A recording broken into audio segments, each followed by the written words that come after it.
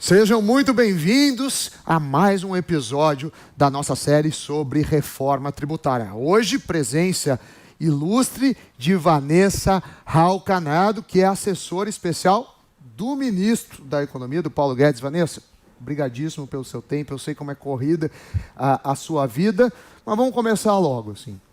Qual que é o cronograma, que não depende exclusivamente do Ministério da Economia, mas o que se espera, assim? Tentar trabalhar com um cenário otimista, realista e pessimista, assim. Como são os prazos, como é esse processo para termos, de fato, a aprovação e aí depois uma implementação da reforma? Ótimo. Bom dia, Sami, obrigada pelo convite, um prazer estar aqui com vocês conversando sobre esse tema.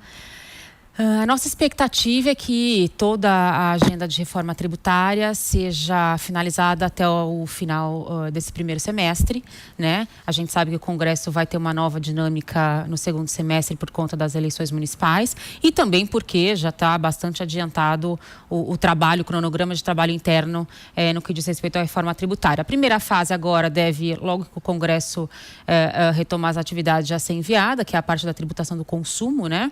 A questão do IVA, e depois, não necessariamente nessa ordem, mas renda e folha devem ir em seguida. Então são 3 pontos, né? A gente tem consumo, tem renda, né? E aí entra a parte também de renda para pessoa física e jurídica.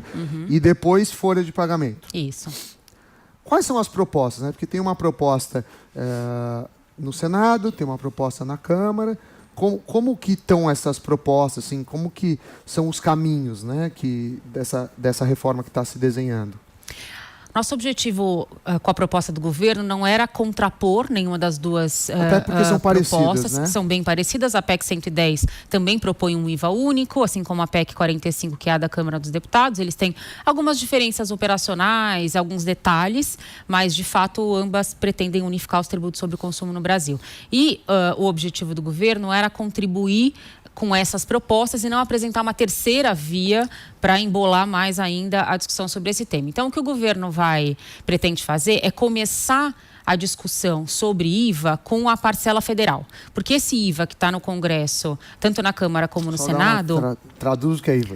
Imposto de valor adicionado. O IVA é um imposto sobre valor adicionado, que, na verdade, é uma técnica de cobrança de um imposto sobre o consumo ao longo da etapa em que o bem é produzido ou o serviço é prestado, né? Então, a gente tem 2 formas, basicamente, de tributar o consumo. Ou a gente cobra direto do consumidor final, né?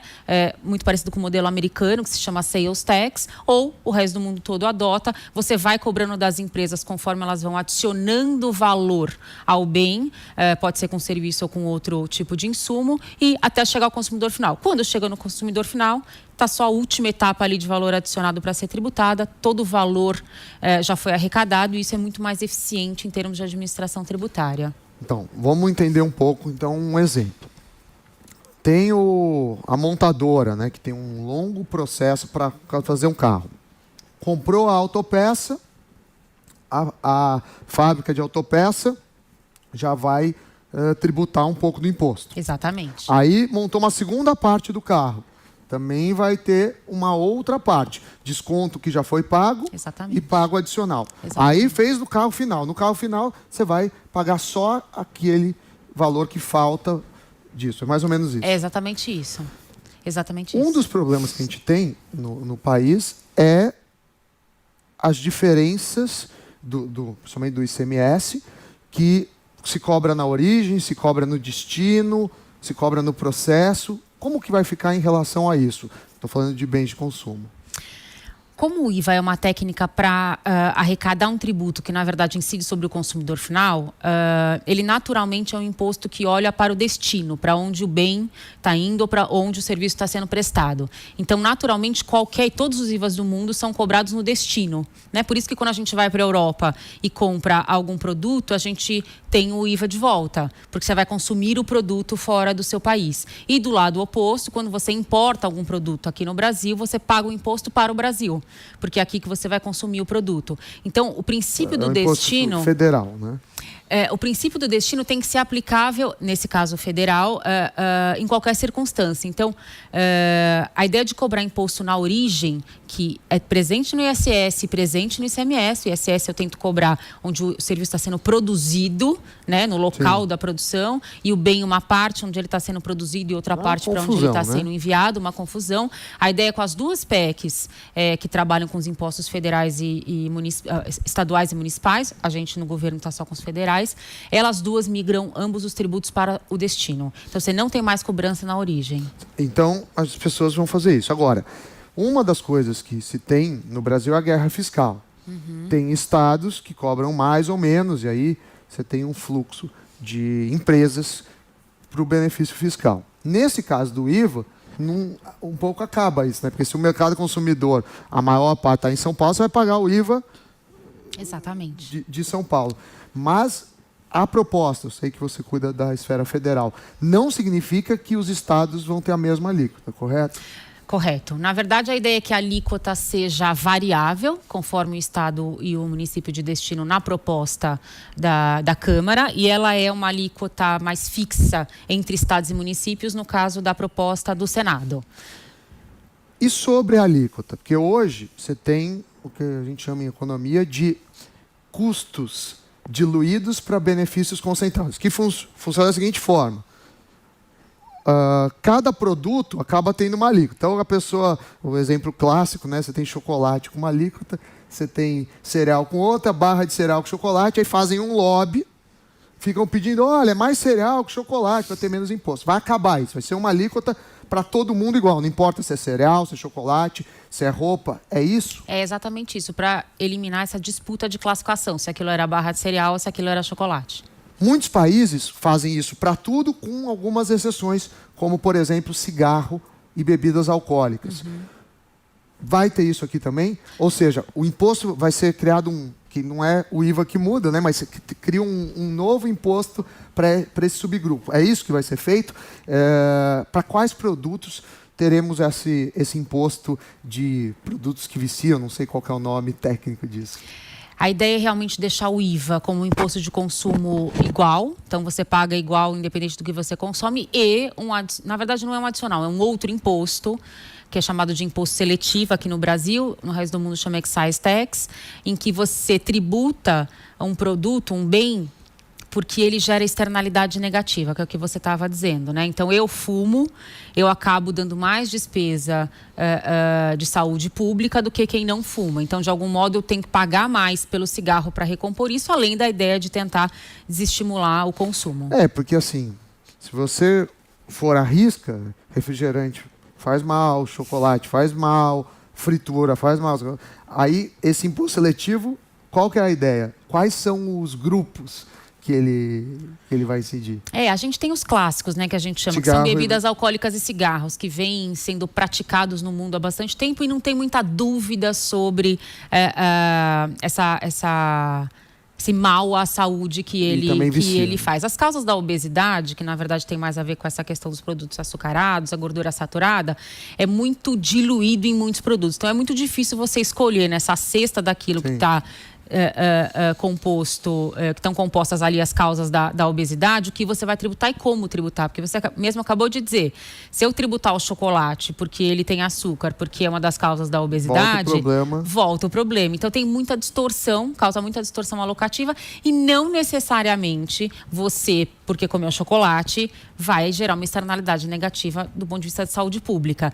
Então, o sugar tax, os impostos sobre gorduras, eles são mais controversos, porque é muito difícil desenhar juridicamente e do ponto de vista econômico tem muita distorção alocativa. Agora, no passado não tão distante, o país entrou em crise, vai lá o governo e fala, vamos liberar a IPI para a linha branca, vamos liberar a IPI ou reduzir o IPI para montadoras. Nesse sentido do IVA, também vai ser possível isso? Porque isso é o começo de você criar muitas exceções, né? Exatamente. Não, no IVA, a prática em geral é que as exceções do IVA estão muito mais ligadas a essa questão de consumo, né? Então, a Europa ainda tem muitas exceções a Inglaterra tem roupa infantil, alguns bolinhos, enfim. Uma questão mais cultural voltada para o consumidor do que setorial. Então, do ponto de vista setorial, não faz sentido ter incentivo fiscal no IVA, porque ele é um tributo pago pelo consumidor final, né? Então, na verdade, quando eu estou incentivando, eu estou mexendo na margem do produtor. Agora, uma outra briga que existe é a questão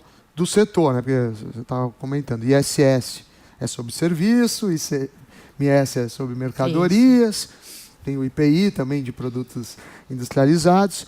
A ideia é, não importa se é serviço, se é indústria ou se é comércio, o imposto vai ser o mesmo. Isso, que é o imposto de consumo, né? Então isso vai facilitar.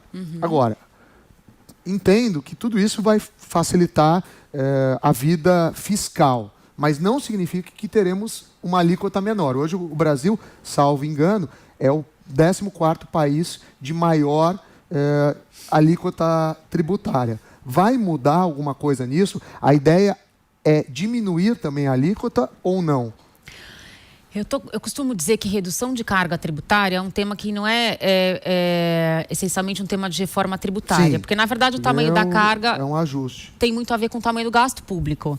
Então, as PECs que lidam com gasto público, por exemplo, estão muito mais ligadas à redução de carga tributária do que o meu tema, que é a reforma tributária. A reforma tributária é você tentar arrecadar um imposto qualitativamente melhor, né? O tamanho da carga, evasão e simplicidade, flexibilidade, sim, a economia digital e etc. Distorção alocativa.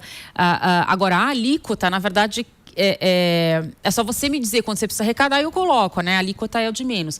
Com um tributo só sobre o consumo, que ele vai ser mais transparente porque ele é mais homogêneo, a gente vai descobrir que, muito provavelmente, a nossa alíquota sobre o consumo é bastante alta, sim, e que o Brasil é um país muito caro. Né? É basicamente isso que a gente descobre. Agora, aprovou, deu certo, aprovou, a gente vai ficar muito feliz, eu vou ficar muito feliz. Como que é a implementação disso? Porque aí tem uma transição. Como que funciona isso? Na PEC da Câmara, tem uma transição de 10 anos, até porque são 5 tributos ali, né? No federal são só 2 a 3. Então, lá tem um período grande de transição de 10 anos.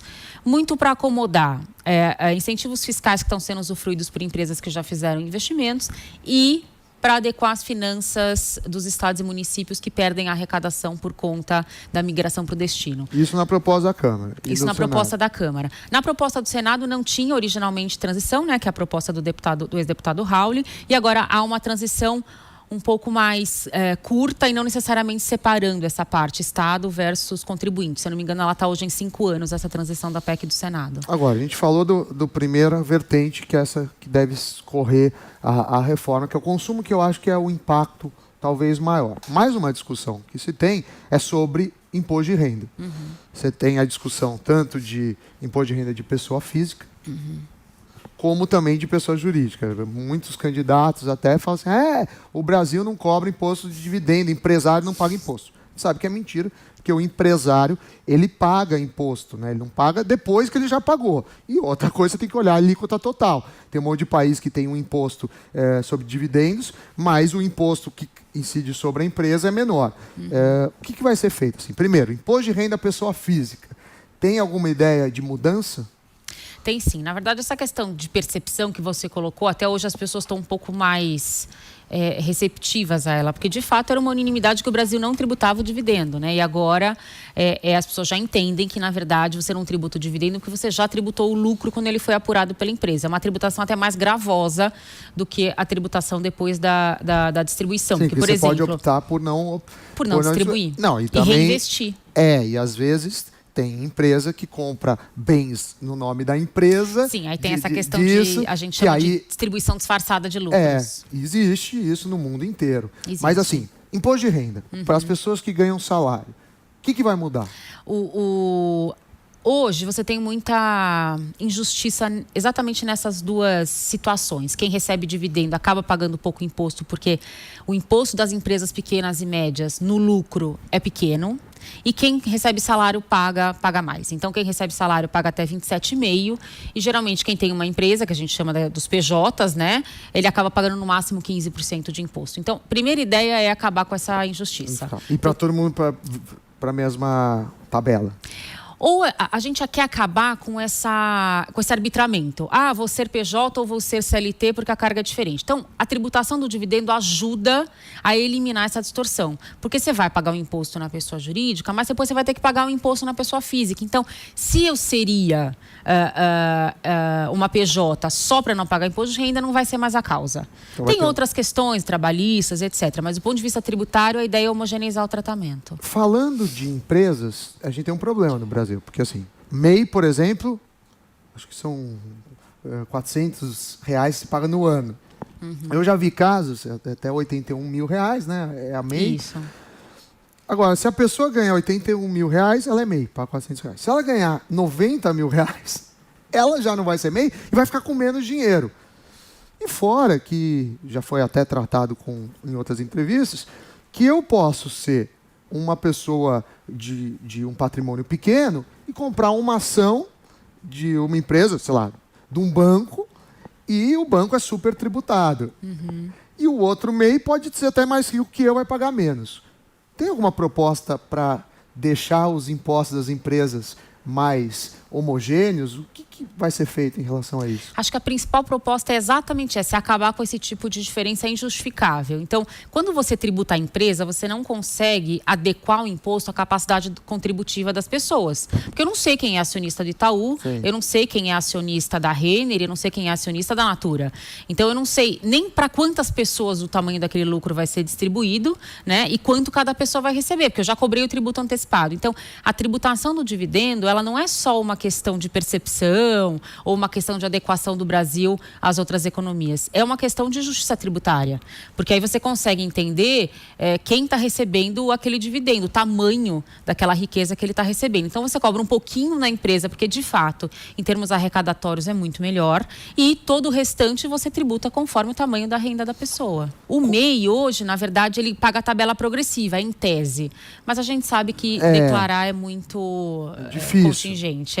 Isso acaba criando muletas ou atalhos. Agora, o imposto sobre consumo, a gente está usando o padrão europeu. O imposto de renda, seja pessoa física e jurídica, quais países adotam esse modelo que a gente deve caminhar? O IVA, na verdade, ele nasceu na Europa, mas hoje o padrão europeu é um pouco velho. A gente está adotando mais o padrão australiano, neozelandês, que são os IVAs mais novos depois da década de 80, que são IVAs mais modernos. Os IVAs mais antigos já estão muito contaminados por exceções, etc. O europeu não é um IVA ruim, mas já é um IVA mais velho. O padrão de tributação da renda da empresa mais dividendo é um padrão mundial tanto quanto o IVA. Estados Unidos. Todo mundo adota. Há uma alegação de que a Estônia, né, parece que não tributaria o dividendo, mas assim, em termos de países relevantes, todos os países hoje adotam essa sistemática, o que permite que os países ampliem a sua competitividade internacional, porque eles começam a reduzir a alíquota das empresas para trazer investimentos e aumenta a tributação do dividendo. Agora, a gente, de novo, né, aí é a forma, né, a gente não está se discutindo se vai ficar mais caro ou mais barato. Exatamente, a ideia é sempre manter carga tributária e reduzir, se possível, no futuro. O consumo, a ideia é primeiro semestre. A renda deve ir quando? Na verdade, o consumo é agora já, o primeiro mês, fevereiro. Mas está aprovada até. Está toda pronta, digamos assim, né? E a renda, a ideia é não encaminhar, em princípio, tudo junto. Isso depende muito dos acordos políticos ali, né? Mas a ideia é encaminhar depois de fevereiro, que é o encaminhamento do IVA. Consumo para... Eu não sei se esperar acabar, mas enviar em fases, né? Essa é a ideia inicial. E aí as propostas também estão contidas nas outras propostas, né? Tanto isso, a ideia, a gente desenhou propostas tecnicamente compatíveis com o que já existe no Senado e na Câmara, inclusive em termos de timing. Então, você não vai ter problema se a PEC andar mais lentamente e o projeto de lei mais rápido. Tudo está muito compatível. E aí a ideia ainda é esse ano, 2020. Sim, no primeiro semestre. Renda também. Renda também e folha também. Folha também. Agora, falando de folha, o que acontece? O que vai mudar? Porque folha, a nossa Constituição é do século passado. O mundo mudou, as pessoas têm outros arranjos e a gente tem um excesso de encargos que muitas vezes gera desemprego. Porque o empresário fala assim, olha, se você ganha, eu gosto de dar o seguinte exemplo. Suponha que você ganhe R$100 por hora. Se você ganhar 100, você vai custar 160, 200 a 220, depende de muito do horário que você trabalha, de outras questões. Mas vamos supor que a sua produtividade seja 150, ou seja, você vale 150. Você vai ser demitido, porque você custa mais do que você produz, mas você vai ficar injuriada, porque você não vai entender como é que você ganha 100 disso. À medida que você dá muitos encargos e direitos trabalhistas, você deixa a pessoa custando caro. Então, é como se abaixasse o salário dela, porque o empresário está pagando isso. Por outro lado, a gente sabe que uma ausência completa de direitos trabalhistas é perigoso, até porque pode deixar o mercado com práticas que sejam, sei lá, quase trabalho escravo, análogas. O que vai ser feito? Porque folha de pagamento é um problema gigante. Você teve a PEC dos trabalhadores domésticos, que também gerou um monte de gente que era contratado, virou diarista, porque até 2 vezes por semana não caracteriza vínculo. Assim, resuma, porque isso talvez seja o tópico que se sabe menos do que vai fazer, né? O governo fez o programa verde e amarelo, assim, e aí? Acho que é indiscutível que a gente tem uma excessiva oneração da folha no Brasil, mas acho que ela está dividida em 3 frentes, digamos assim, para você poder elaborar um bom diagnóstico e, consequentemente, soluções mais adequadas. A gente tem os encargos trabalhistas, que, de algum modo, a gente está no Ministério já levantando algumas pesquisas na Justiça do Trabalho para tentar entender o quanto eles aliviaram essa necessidade de formalização para o trabalhador não ficar trabalhando informalmente, ou quanto ela melhorou o salário do trabalhador. Então, a gente está levantando algumas pesquisas para tentar entender o quanto a reforma trabalhista já melhorou os custos trabalhos da contratação. Isso, do governo passado, né? Ou se são necessárias medidas adicionais, que o Rogério Marinho está bastante empenhado nisso, né? Então, é um trabalho conjunto das duas, da Secretaria do Trabalho e de Previdência. Depois, a gente tem o problema dos encargos previdenciários, né? Que é para o custeio da Previdência e assistência social. Esse, sim, o Brasil é um país muito caro em termos de direitos sociais, em termos de Previdência, né? Tanto que a gente acabou de aprovar a reforma da Previdência. E aí não tem muito segredo, né? A grande discussão é de onde vem tanto dinheiro para eu diminuir esse encargo previdenciário. E um terceiro que a gente chama... De onde vai o dinheiro?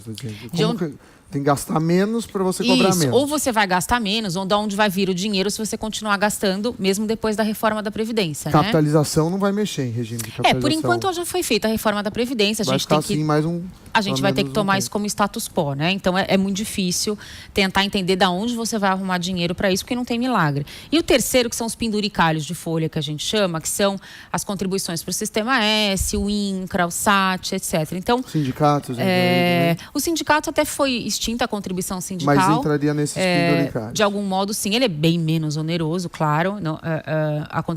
As contribuições para o Sistema S e os outros adicionais, salário, educação, INCRA, são bem mais onerosos do que a contribuição sindical. Mas, de qualquer modo, é um item que pesa na folha de salário. Então, você tem 3 frentes para trabalhar. A trabalhista, né? Porque você não sabe exatamente o que é mais prejudicial à formalização ou o achatamento do salário. Se é o encargo trabalhista ou se é o previdenciário, né?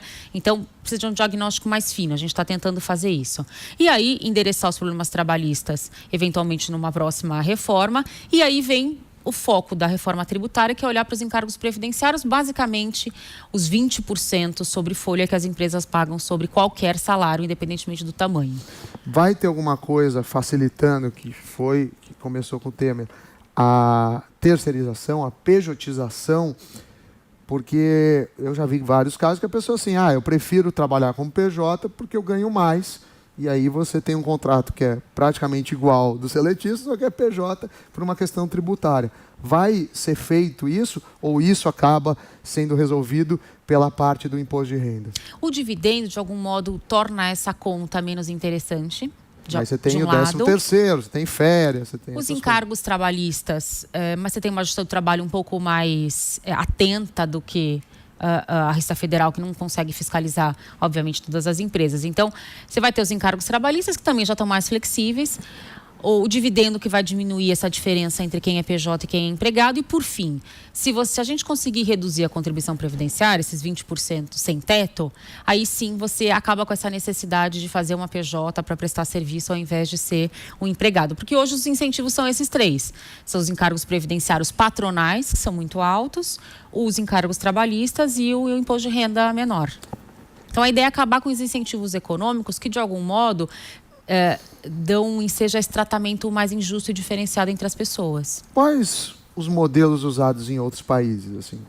Você falou do IVA, né? Eu falei do modelo europeu. Você falou, não, um pouco velho, tem Nova Zelândia, Austrália, dividendo e lucro é um modelo praticamente o americano, faz isso. Trabalhista, a gente vai caminhar para que país? Nos Estados Unidos, você tem tanto recebimentos semanais, muito menos direitos, não tem 13º, o vínculo também é mais simples. Já na Europa é um pouco mais complexo. Tem algum país que a gente está tomando como espelho?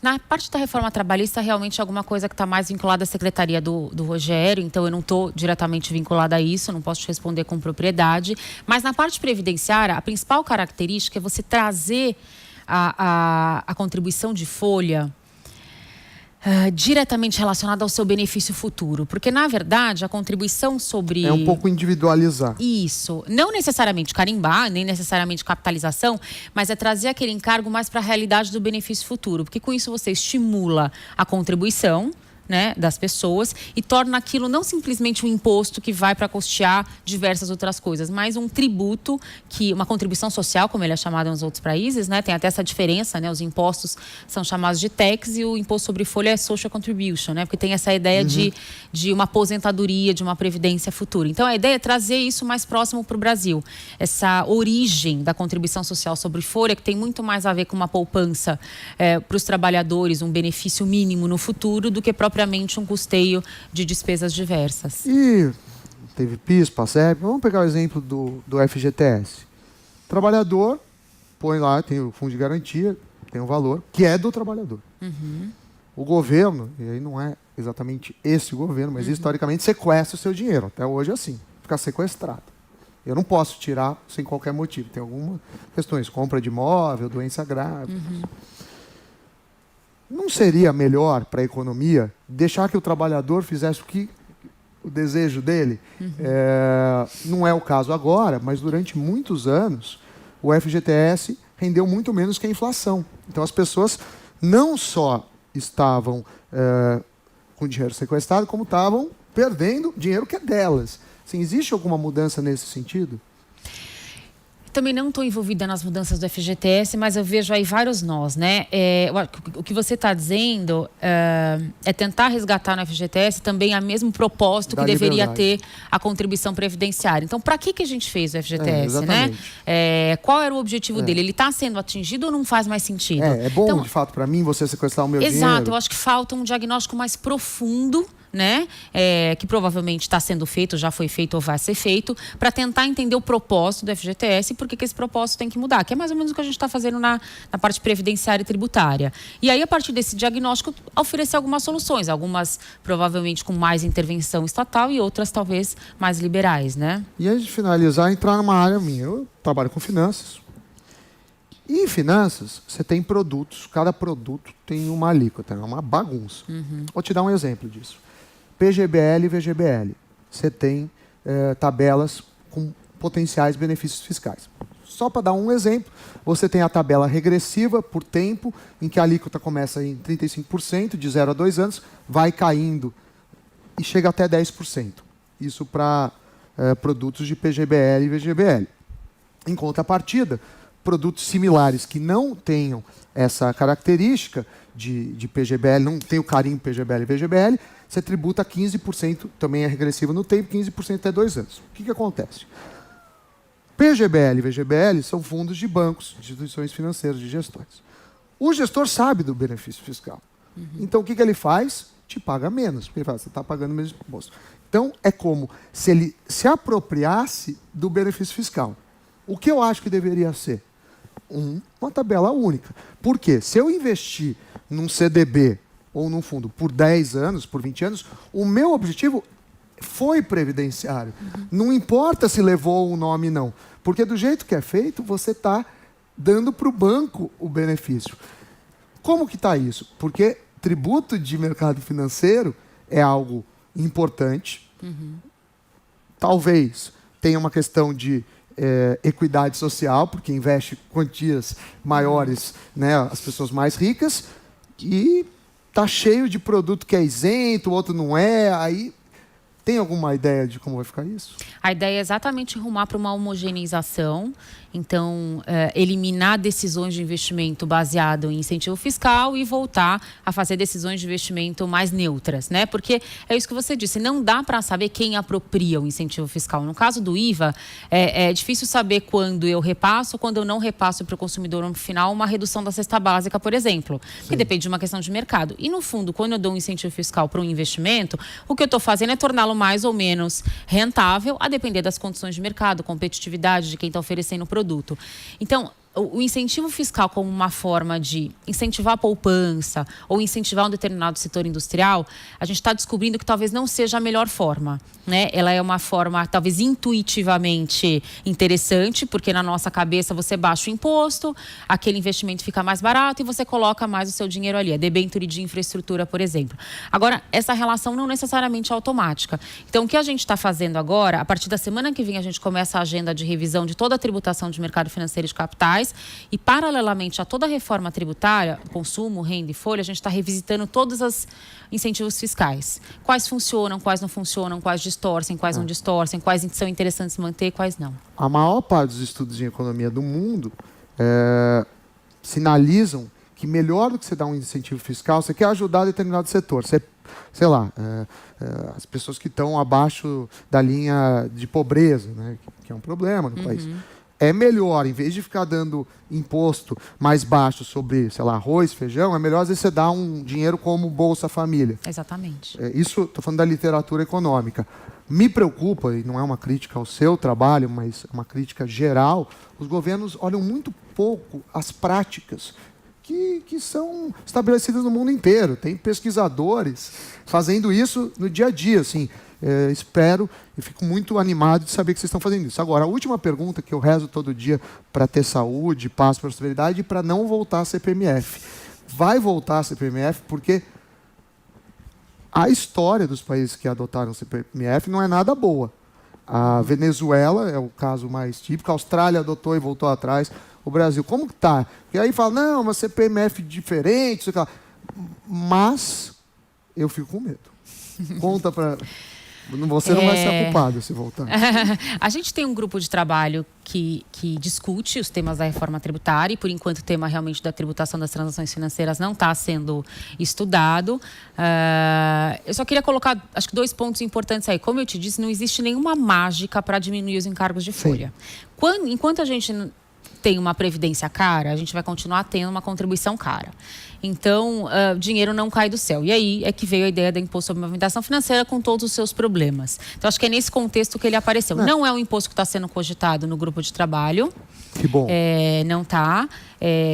Isso foi uma ideia inicial exatamente como uma alternativa para desonerar a folha, mas, enfim, dado o contexto posterior, isso não está mais sendo estudado. Mas, até fazendo um link com a sua última observação, que eu acho que é uma mudança de cultura desse governo muito importante e que eu tento colaborar, que é implementar um certo roteiro operacional antes de você desenhar política pública. Então, parece fundamental, antes de qualquer reforma, você olhar as práticas internacionais e os na economia, trabalhos... no direito, na contabilidade. Exatamente. E os trabalhos que avaliaram a melhor forma de fazer aquilo. Então, hoje, no Brasil, já parece um certo consenso de que é muito melhor aumentar o Bolsa Família do que desonerar a cesta básica. Né? E isso já se sabe há muitos anos e a gente nunca mudou, assim, porque a gente Os demais países não fazem, por incrível que pareça, porque não tem como operacionalizar. E o Brasil, incrivelmente, com o cadastro único, já tem as pessoas de baixa renda mapeadas. Então, é o principal, o laboratório perfeito para implementar essa literatura de gasto público versus renúncia fiscal. Então, essa mudança de prática no desenho de política pública na área fiscal é uma coisa muito cara, esse grupo de trabalho, e a gente está tentando disseminar isso pelas outras secretarias que integram o Ministério da Economia, mostrando quanto um incentivo fiscal pode não ter o efeito desejado, se ele já foi usado em outros países, se há alguma coisa melhor. Então, essa questão da boa prática na política pública, que você falou é fundamental, é uma mudança de cultura importante nesse governo. Eu espero que sempre prevaleça o lado técnico, porque, para mim, seja uma ideologia de esquerda ou de direita é um método heterodoxo. A gente estuda ciência, Claro. né? Você foi professora da FGV, eu sou professor de lá há mais de 10 anos, quase 20, você não pode ignorar a ciência, Claro. você não pode ignorar o método científico. Vanessa Rahl-Canado, assessora especial do ministro Paulo Guedes, da Economia, que cuida especificamente da reforma da tributária. Vanessa, brigadíssimo pelo Obrigada seu a tempo. vocês. Desejo toda a sorte que o Brasil precisa nas reformas. As instituições, os moldes, as regras do jogo são complexas aqui e acredito que esse é um grande passo para a gente crescer como um país em desenvolvimento cresce. Claro, fazendo a reforma é possível crescer 2,5, mas a gente sabe que 2,5 é pouco ainda para um país que, apesar de rico, quando você olha o total, a qualidade de vida ainda não está no estado da arte. Muito obrigado. Até a Obrigada, próxima. prazer. Tchau, tchau.